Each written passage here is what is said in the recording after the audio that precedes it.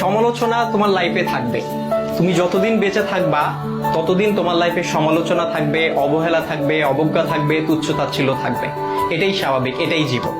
তবে এই যে সমালোচনা, এই যে তুচ্ছ-তাচ্ছিল্যতা, এই যে অবজ্ঞা, এই যে অবহেলা, এই বিষয়গুলোকে খারাপ লাগার দিক হিসেবে নিলে হবে না। এগুলোকে তোমার অনুপ্রেরণা হিসেবে নিতে হবে।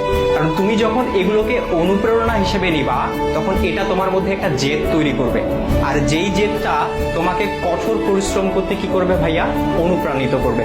তোমার কঠোর পরিশ্রম করতে গিয়ে তোমার সব ধরনের ক্লান্তিগুলোকে দূর করে দিবে। আর যখন তুমি একবার কঠোর পরিশ্রম করতে শিখে যাবা, তখন স্যাক্রিফাইসের যে বিষয়টা, এই বিষয়টা তোমার মধ্যে অটো চলে আসবে। সুতরাং এই যে, আর সবকিছুর সাথে যদি বলো যে এই যে সমালোচনা, এই সমালোচনার পাশাপাশি জেদ, কঠোর পরিশ্রম, স্যাক্রিফাইস, আর এগুলোর সাথে যখন মেধার সংমিশ্রণ ঘটবে, তখনই তোমার স্বপ্নগুলো পূরণ হবে। সুতরাং সমালোচনাকারীর এই যে সমালোচনা, এই যে অবজ্ঞা, এই যে অবহেলা, এই যে তুচ্ছ-তাচ্ছিল্যতা,